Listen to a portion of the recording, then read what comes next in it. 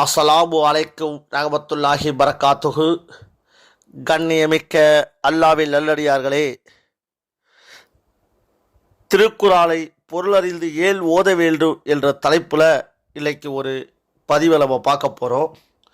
திருக்குரான் நம்மை பார்த்து ஒரு விழாவை கேட்கிறது.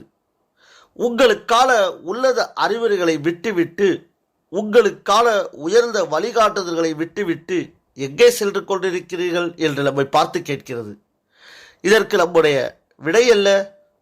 தேர்வு கூடத்தில் பதில் தெரியாத மாணவர் திருதிருவிழ விழித்துக் கொண்டிருப்பதை போன்றதுதான் நம்முடைய நிலையும்.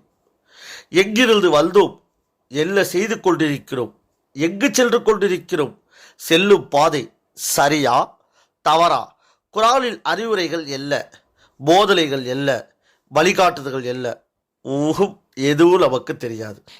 இவை எல்லாம் தெரியாமல் போனதற்கு காரணம் குரானை விட்டு வெகு தூரம் நாம் விலகி சென்று விட்டதுதான்.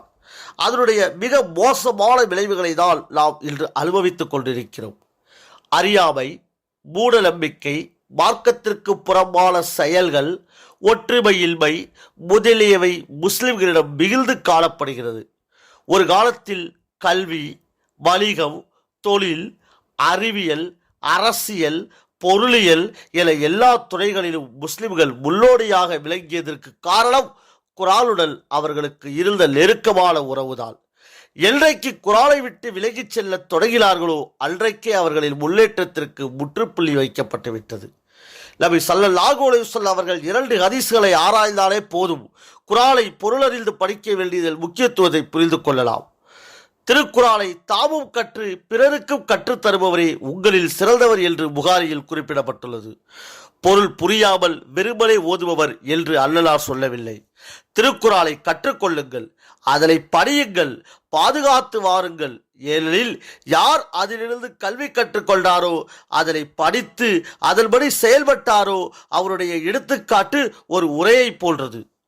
அதில் கஸ்தூரி நிரப்பப்பட்டுள்ளது. அதன் நறுமணம் எல்லா இடங்களிலும் பரவுகிறது. ஆனால் திருக்குரானை கற்று அதில் அலட்சியம் செய்த இன்னொருவனின் எடுத்துக்காட்டு கஸ்தூரியால் நிரப்பப்பட்ட இத்தகைய உரையில் வாய் மூடப்பட்டது போன்றதாகும்.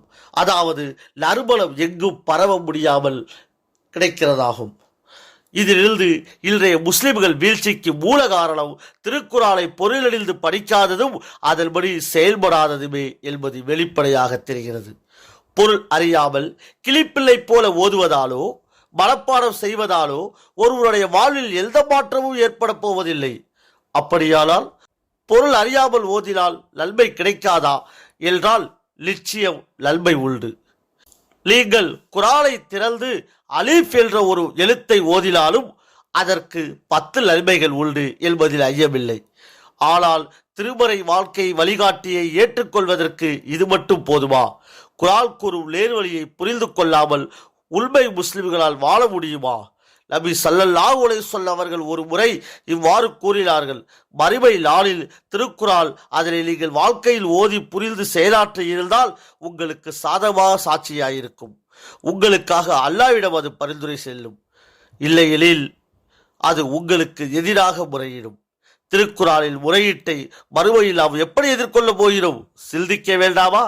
நம்மில் ஒரு சாரர் திருக்குரானை புரிந்து கொள்வது கடினம் என்றும் அதெல்லாம் ஆலிம்களின் வேலை என்றும் தவறாக கருதி கொண்டிருக்கிறார்கள். இதன் காரணமாகத்தான் முஸ்லிம் பொதுமக்கள் பலர் நன்கு படித்தவரும் கூட திருக்குரானை விட்டு விலகி போய் கொண்டிருக்கிறார்கள். திருக்குரானை ஒரு சிலராதால் புரிந்து கொள்ள முடியும் என்ற இவர்களின் கூற்றுப்படி எப்படி இருக்கிறது தெரியுமா?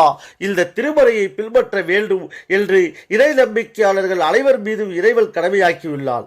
ஆனால் அவர்கள் அனைவருக்கும் புரியும்படி அதனை ஆக்கவில்லை என்று இறைவன் மீதே குற்றம் சுமத்துவது போலதான் உள்ளது.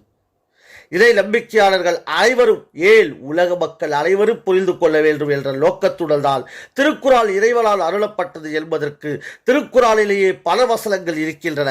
எடுத்துக்காட்டிற்கு ஒன்றை இங்கு தருகிறேன். இதனை நீங்கள் நன்கு புரிந்து கொள்ளும் பொருட்டு குரானாக அரபி மொழியில் தில்லமாக நாம் இறக்கி வைத்துள்ளோம்.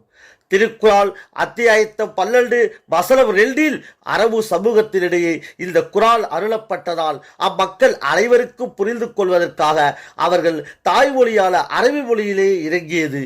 எனவே இறைவனின் நோக்கம் இதனை அனைவரும் புரிந்து கொள்ள வேண்டும் என்பதே. திருக்குரான் 54வது அத்தியாயத்தம் 17வது வசனத்தில் ஒரு முறை இவ்வாறு அல்ல 4 முறை இறைவன் இதனை மீண்டும் மீண்டும் கேட்கிறார். இவர்கள் குரானை சிந்தித்து பார்க்க வேண்டாமா? இவர்கள் இதயங்கள் மீது பூட்டுகள் போடப்பட்டிருக்கின்றனவா? திருக்குரான் அத்தியாயத்தம் 47 வசனம் 24 இன்று இறைவன் வியப்புடன் கேட்கிறார். மேற் சொல்ல வசனங்களில் இருந்து முஸ்லிம்கள் மட்டுமின்றி உலக மக்கள் அனைவருமே இந்த திருமறையை படித்து புரிந்து கொள்ள வேண்டும், சிந்தித்து செயல்பட வேண்டும் என்பதற்காக இறைவன் இதனை மிகவும் எளிதாக்கியுள்ளார் என்பது தெளிவாகும். நாம் இப்படி சொல்வதால் மனிதர்களால் எழுதப்பட்ட இதர புத்தகங்களைப் போல அலட்சியமாகவும் பேணுதலின்றியும் இதனை கையாள வேண்டும் என்பது பொருள் அல்ல. இது அல்லாஹ்வின் வேதமாகும். இதில் யாதொரு சந்தேகமும் இல்லை. இறையச்ச உடையோருக்கு இது சீரிய வழிகாட்டியாகும். திருக்குரான் அத்தியாயம் 2 வசனம் 2 என்று இறைவனை கூறியிருப்பது போல இது அல்லாஹ்வின் சொல் என்ற உள்ளச்சத்துடன் பேணுதலும் திருக்குரான் நெருங்க வேண்டும்.